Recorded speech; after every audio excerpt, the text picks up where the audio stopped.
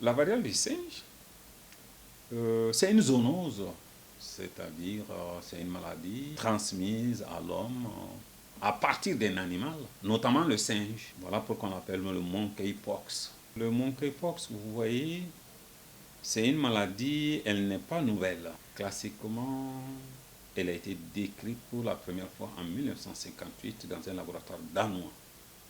Le premier cas africain, c'est en 1970, chez un enfant de 9 mois, un garçon. Donc c'est un virus qui circule en Afrique centrale, en Afrique de l'Ouest.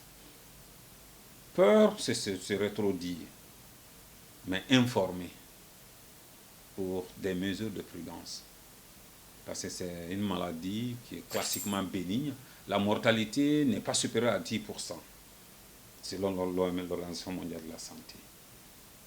Mais seulement, elle peut avoir des complications, bien sûr, sur certaines personnes,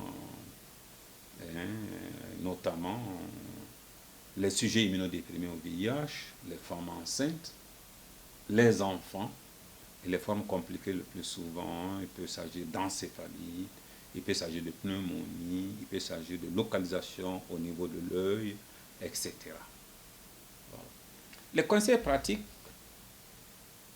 ce qui est pratique, c'est que les cas suspects et les cas contacts doivent être isolés pendant une durée de 3 semaines. C'est-à-dire c'est une maladie qui commence par une fièvre, une fatigue, des maux de tête avec une adénopathie, c'est-à-dire des ganglions au niveau cervical, au niveau du cou. Ça, c'est dans un espace de 5 à 21 jours après que vous ayez été contacté soit par le singe ou soit contaminé par l'homme. Et en 3 jours après, il y a une éruption, en une poussée qui va de la tête vers le bas, avec des localisations sur la paume des mains et la plante des pieds. Donc la meilleure manière, à l'état actuel des choses, c'est d'isoler les cas confirmés, les cas suspects et surtout les cas contacts.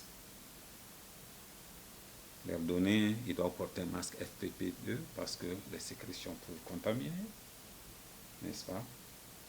Et il ne faut pas prendre contact chez les malades contaminés, il faut éviter, n'est-ce pas, de s'approcher d'eux, d'échanger leur linge, d'utiliser leur vaisselle.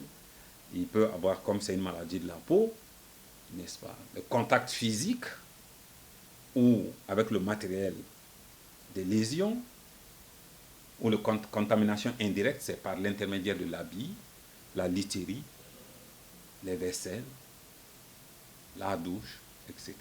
On peut être contaminé. Donc, les cas contacts, les cas suspects, confirmés et contacts doivent être vraiment isolés pendant, surtout les contacts et les cas confirmés, pendant 3 semaines.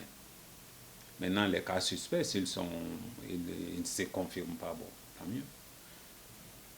Voilà. C'est dire aux gens, dès qu'ils ont une sensation de fièvre avec une fatigabilité associée à la survenue de lésions, maladie de la peau, rapidement de consulter, afin qu'on puisse les isoler. Mais c'est parce qu'à partir du moment où l'éruption, c'est-à-dire les boutons vont commencer à apparaître, on devient contagieux. Vous avez été contacté soit par le singe ou soit par certaines personnes